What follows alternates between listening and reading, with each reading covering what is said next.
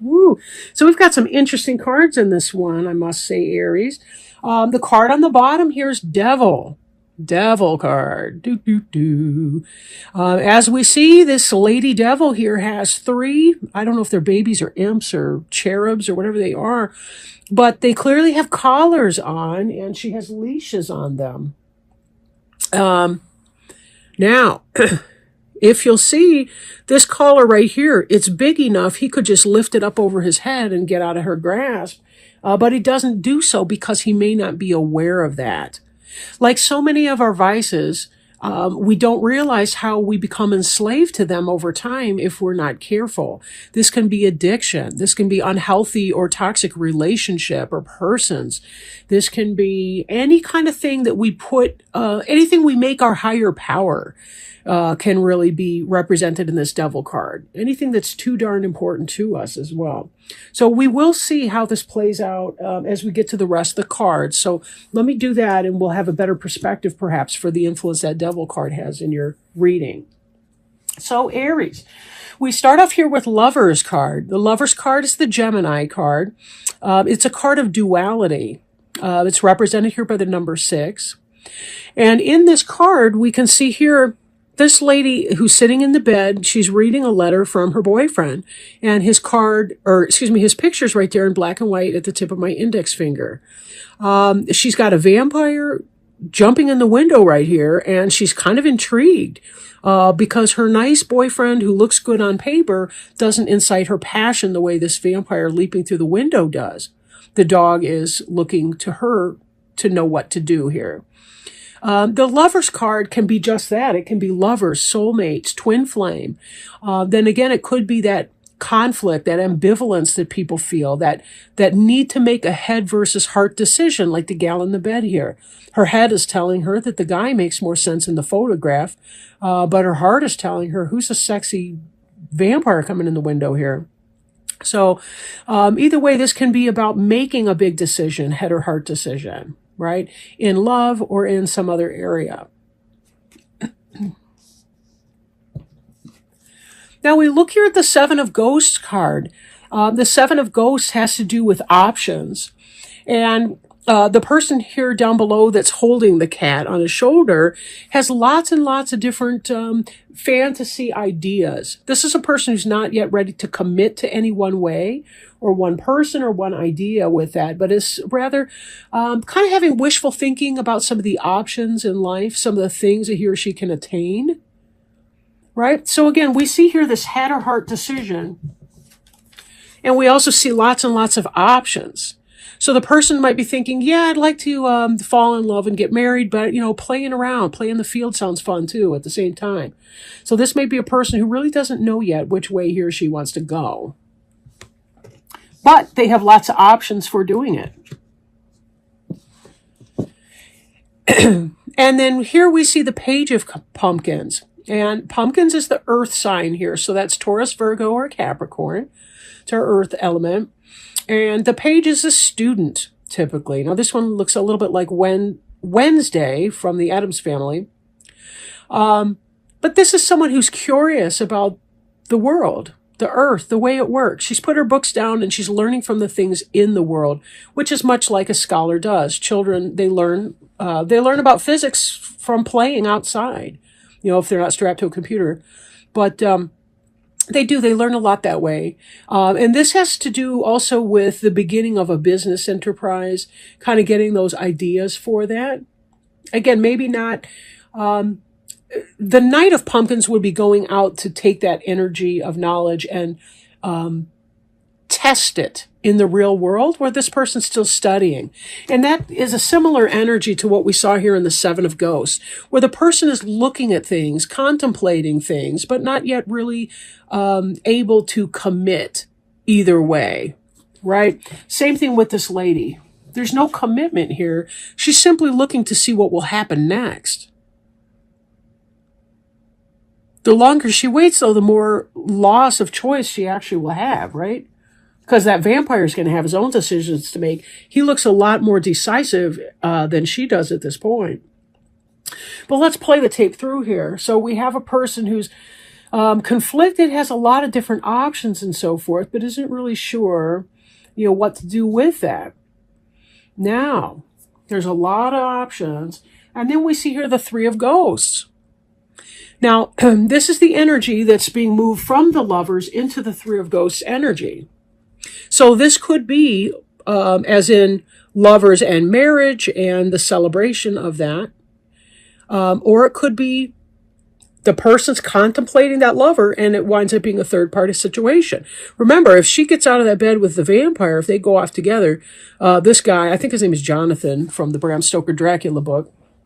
But this guy, Jonathan, is going to be left out in the cold. That will be a third party situation, right? So there's a potential there that that's what it could be. So be careful who you've got your eyes on right now, Aries. Bad karma is very easy to create. Empress card here. She's the number 3 card in the deck. She's the female companion to the Emperor card. Although the energy is pretty fluid here either way. She just has more to do with the Mother Earth type energy. And in this, she's really the quintessential woman. She's, in spite of the fact that they've got the Bride of Frankenstein playing her, right? But she's kind of the quintessential woman. She's the queens of all the other 4 decks are really embodied. She has a balance, a positive balance of each of those elemental energies. And she is someone who's the loving wife and mother. She doesn't just run a household. She's an empress, right? She's a businesswoman and a family woman.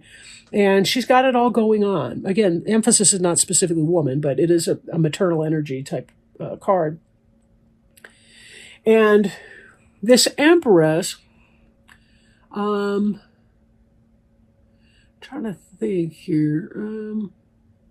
I'm drawing a blank. If there's let's see, Aries is associated with Emperor. So actually, this energy could possibly be something related to you. Although Aries is typically a masculine sign. But either way, this could be your dream mate represented in this card here. And the Sun certainly is a very joyous card. The Sun's the happiest card in the deck. It can be associated with Leo, but not necessarily so. But when we look at these 3 things together, we're looking at joy, happiness, reunion, right? Love. Love for someone that's a woman that's got it all.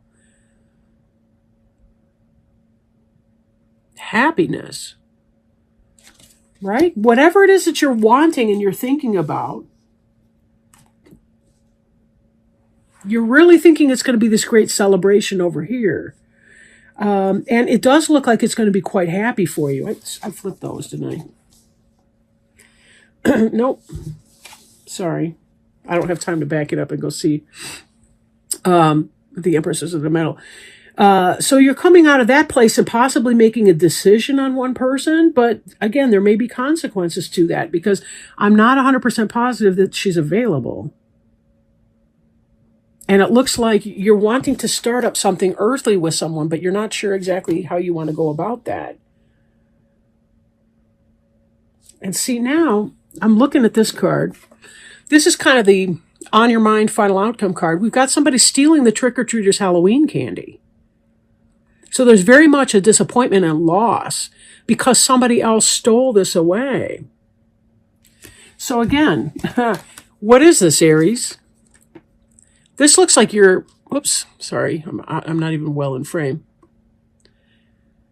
This kind of looks like you're contemplating a third-party situation with somebody who belongs to someone else. That's kind of how it's reading.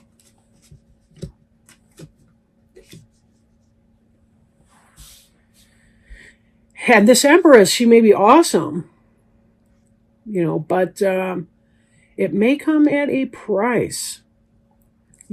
This is a card about your ships coming in. This is typically a good card for business, finance, material gain. But in this, I almost wonder if it's not your just desserts coming home here a little bit.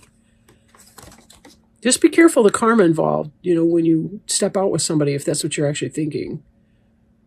So Page of Pumpkins to the Sun.